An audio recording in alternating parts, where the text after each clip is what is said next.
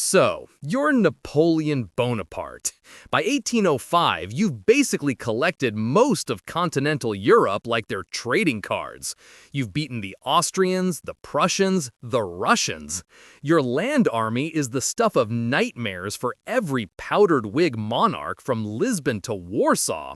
There's just one tiny, insignificant problem. It's an island. A stubborn, tea-drinking, ridiculously wealthy island called Great Britain. And after Admiral Nelson turned your navy into a collection of expensive driftwood at the Battle of Trafalgar, you realize a direct invasion is off the table. So, what does a strategic genius do when he can't punch his rival in the face? He decides to starve them out. Economically.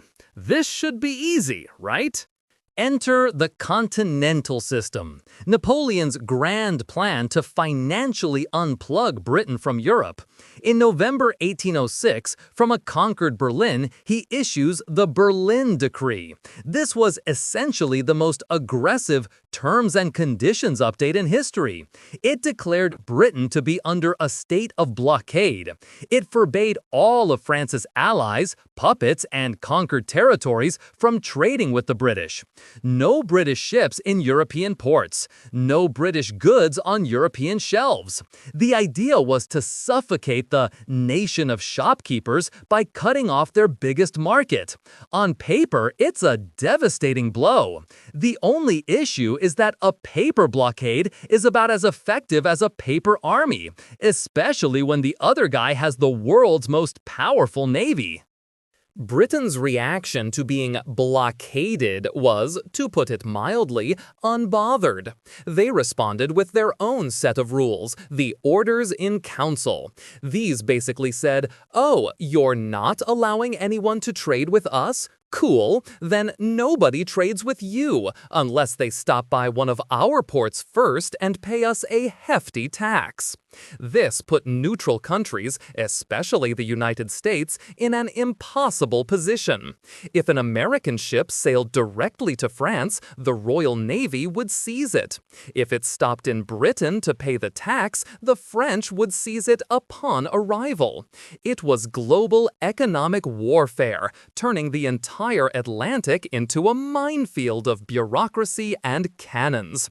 A fun little side effect of this was the War of 1812, because apparently antagonizing the one island you can't beat wasn't enough. Napoleon, a master of military logistics, seemed to forget one basic rule of human nature. People really like their stuff, especially stuff like coffee, sugar, tobacco, and cheap cotton. The Continental System didn't stop trade. It just made it illegal and incredibly profitable. A massive black market exploded across the continent. Smugglers, affectionately called Knuppelhunde in Germany, used everything from small fishing boats to dog sleds. Islands like Heligoland in the North Sea and Malta in the Mediterranean became gigantic smuggling superwarehouses, flooding Europe with forbidden British goods. The funniest part? Even Napoleon's own generals and family were in on it. His brother Louis, the King of Holland, basically refused to enforce it because he knew it would vaporize his country's economy. Here's the beautiful irony. The system designed to cripple Britain ended up hurting the continent far more. Port cities that had thrived for centuries, like Amsterdam, Bordeaux, and Hamburg, saw their shipping industries wither and die. Inland industries that relied on colonial raw materials, like cotton mills, went bankrupt. The economic pain was immense, leading to unemployment and resentment everywhere. In France, the government had to promote weird substitutes, like brewing chicory instead of coffee, and, most famously, kickstarting a massive effort to produce sugar from beets because British cane sugar was unavailable. So Napoleon's grand grand plan to bring Britain to its knees resulted in slightly different vegetables and worse-tasting coffee for his own people. A resounding success. Enforcing this leaky system required absolute control, and one country, Portugal, was being particularly defiant, maintaining its ancient alliance with Britain. To plug this hole in his blockade, Napoleon needed to march his army to Lisbon.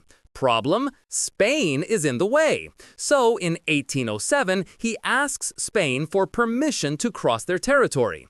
Then, in a classic case of "while I'm here," he decides to depose the Spanish king and put his own brother, Joseph, on the throne. This triggered a massive, brutal, popular uprising across Spain. The Peninsular War began, a 6-year-long guerrilla nightmare that the Spanish called the ulcer that bled Napoleon's empire dry. Tens of thousands of French troops got bogged down fighting farmers with pitchforks, all because Portugal wouldn't stop buying British wool.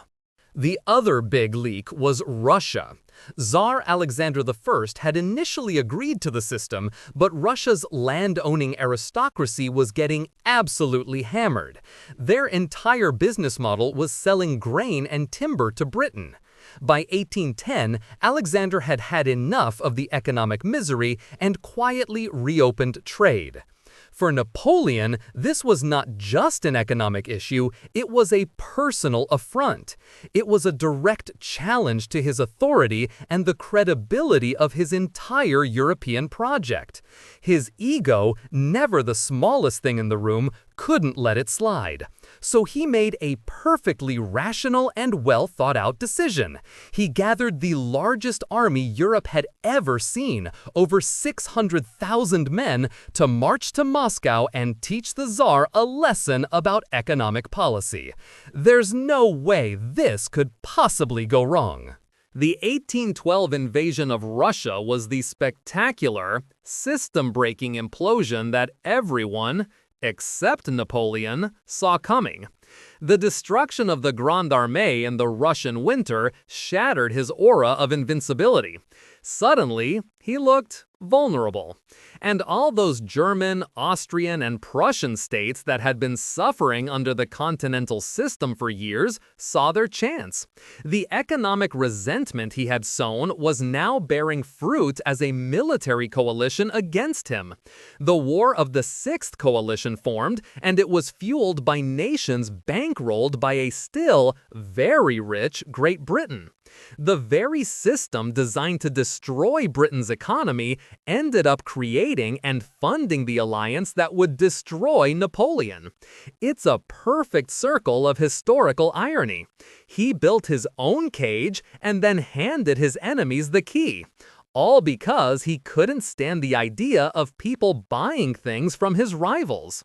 In the end, the Continental System was a solution from the 17th century applied to a 19th century problem. Napoleon understood armies and maps, but he fundamentally misunderstood economics. He believed you could command a continent's economy the way you command an army corps. He underestimated the power of market forces, the ingenuity of a common smuggler, and the deep economic integration that already existed between Britain and Europe. He tried to fight the dawn of industrial capitalism with decrees and bayonets. Britain, meanwhile, just kept inventing new machines, opening new markets in the rest of the world, and getting richer. It's a fantastic lesson in how not to run a continent-wide embargo, a lesson written in economic collapse, pointless wars, and the whole lot of really bad coffee. If you enjoyed this video, please like, comment, and subscribe to our channel for more historical insights. Thanks for watching, nerds!